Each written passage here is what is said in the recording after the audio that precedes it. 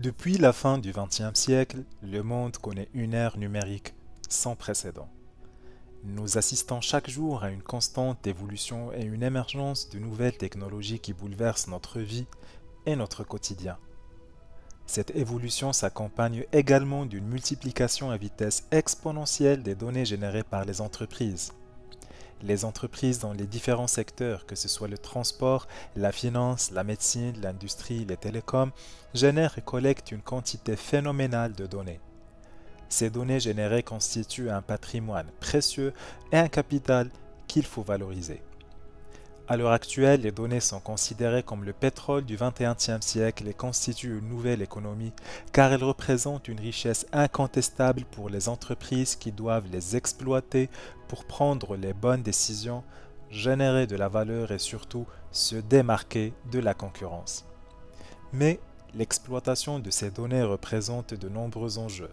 Les entreprises n'arrivent pas à stocker, à structurer et à utiliser correctement leurs données.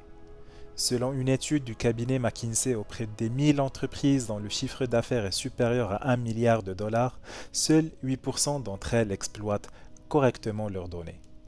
En fait, les données générées par les entreprises proviennent de différentes sources, que ce soit les sources internes comme les bases de données ou les data centers, ou des sources externes comme les applications mobiles et les réseaux sociaux. Premier défi auquel sont confrontées les entreprises sera la récupération de ces données depuis cette multitude de sources. Autre défi, c'est qu'elles sont hétérogènes et déstructurées.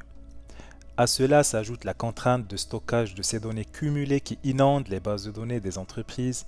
Et finalement, le dernier défi, c'est comment la traiter et la raffiner pour en extraire les informations ou les insights qui vont aider les décideurs à prendre les décisions. Car finalement, pour une bonne prise de décision, on n'aura pas besoin d'une donnée trop détaillée, mais seulement des informations ou d'insights sous forme de rapports, de graphiques, de dashboards ou de KPI. Illustrons cela via un petit exemple. Considérons un groupe hôtelier fictif que je nommerai KLM Hotels qui possède des hôtels éparpillés aux quatre coins du monde, en Europe, en Amérique, en Asie, en Afrique.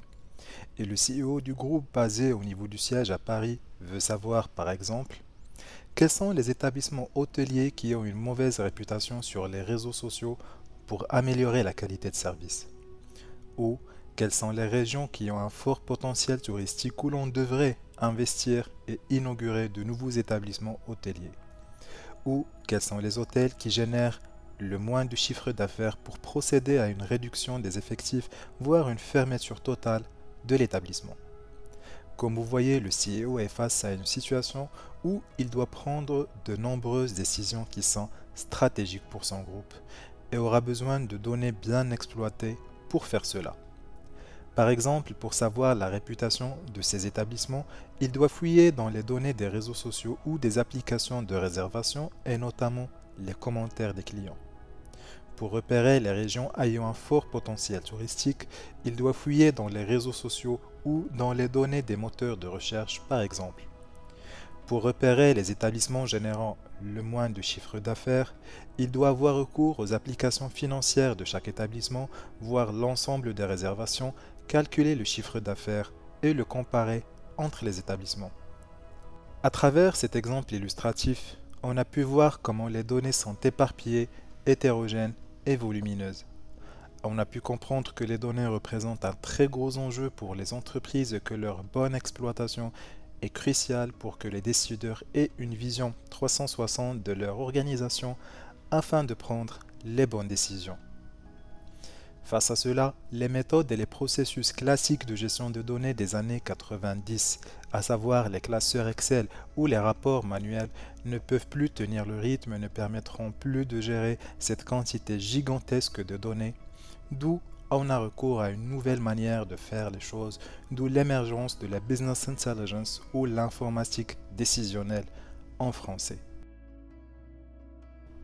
La business intelligence ou l'informatique décisionnelle en français est une notion qui a été théorisée vers les années 1958 et qui recense l'ensemble des outils, d'applications, de processus, de méthodologies, de stratégies et de compétences permettant la collecte et l'analyse de données pour la prise de décision en entreprise. Les prochaines vidéos seront principalement dédiées à ce nouveau chapitre, à savoir la Business Intelligence qu'on appelle souvent la BI comme abréviation. Nous allons foncer ensemble dans ce monde et découvrir en profondeur tout ce qui lui est relatif. Les principes de la BI, ses objectifs, ses outils, son architecture et plein d'autres aspects. J'espère que les prochaines vidéos de ce chapitre vous aideront à bien comprendre la BI et à apprendre tout ce dont vous pourrez avoir besoin pour entamer une nouvelle carrière dans ce domaine qui est très prisé actuellement. Si vous ne voulez pas rater la suite, n'hésitez pas à vous abonner sur la chaîne et je vous donne rendez-vous très prochainement.